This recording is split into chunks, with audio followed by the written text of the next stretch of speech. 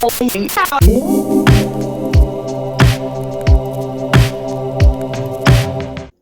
YouTube, I hope you're doing well. Today I'll be reviewing a reproduction of the experimental T Block pattern that was developed in 1998 and field tested in 1999 during Operation Urban Warrior in Oakland, California.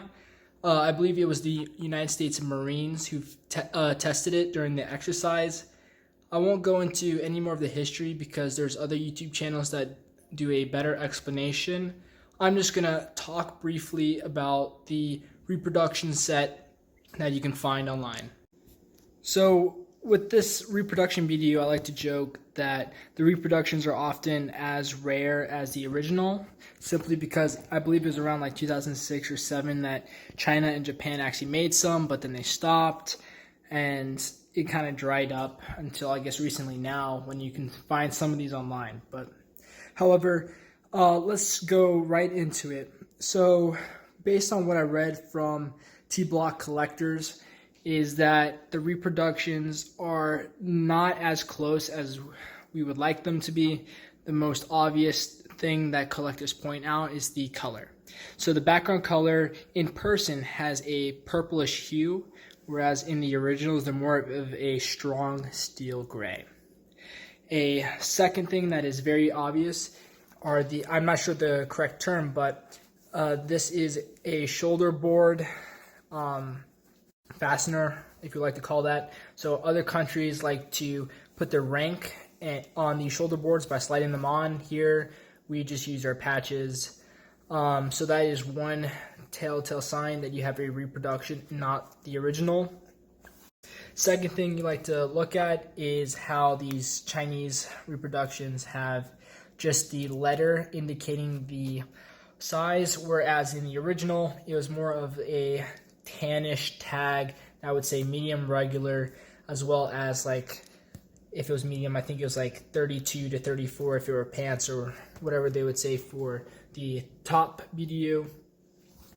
And second thing you'd like to point out is the pen slot here is wider than a United States issued BDU cut. Other than that, it seems pretty good. I've seen some photos indicating that the buttons are actually more of a tannish than a gray. So if anyone who's a owner would like to confirm that, I'm pretty sure the originals have a tan button. And one thing they did get right is having the reinforcement on the elbows. And now let's flip it over to the back. But before we get there, another telltale sign that's a reproduction are these waist fasteners. I believe in the original they do not have them. And then again, sorry, but before we continue, these reproductions do not have the care tag that you typically find inside your BDU coat.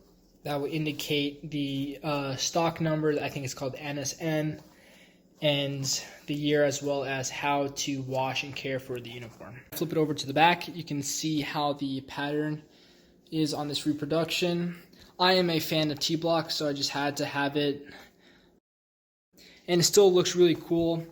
I believe I kind of want to do a video testing out the effectiveness.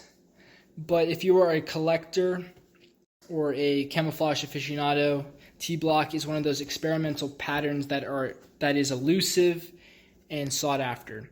I also have the pants, and I'm going to show you it right now. Now when looking at the pants, it is your standard BDU cut. And one tell sign that this is a reproduction is the waist adjusters. If I remember correctly, the originals have a black waist adjuster instead of this OD green. And then again, the buttons are gray, where I believe the originals are tan. And then you have your standard 4-button pants fasteners. And then a obvious sign that is a reproduction is the blatant made in China tag, as well as the incorrect size label. Other than that, it's still pretty good. I like it. And when looking at the blousing strings, these are actually the correct color, black. So that is one thing they did right. Again, with the color in person, I'm not sure if the camera can pick it up. It's more of a purplish hue, whereas the original is a strong steel gray. And one thing I forgot to mention is actually the T in the T block pattern. Collectors say that the reproductions have a smaller T than originals. I believe it was like 5 or 6%, maybe some even say 10% difference. Don't quote me on that. But overall, this is a cool pattern to have if you're a collector. Final point I would like to bring to these, the BDU top and bottom, is that they have all the correct reinforcement right here. Reinforced seat as well as reinforced knees. And then on the BDU top, it's reinforced elbows. If you have some original T Block uniform, let me know what you think about this pattern and whether or not you would try to get your hands on some reproduction, especially in your size. I know the normal sizes are kind of hard to find. But overall, this is a pretty cool camouflage. And I actually want to do a testing. And so maybe in the next month or so, I'll get to that. But I want to thank you all again.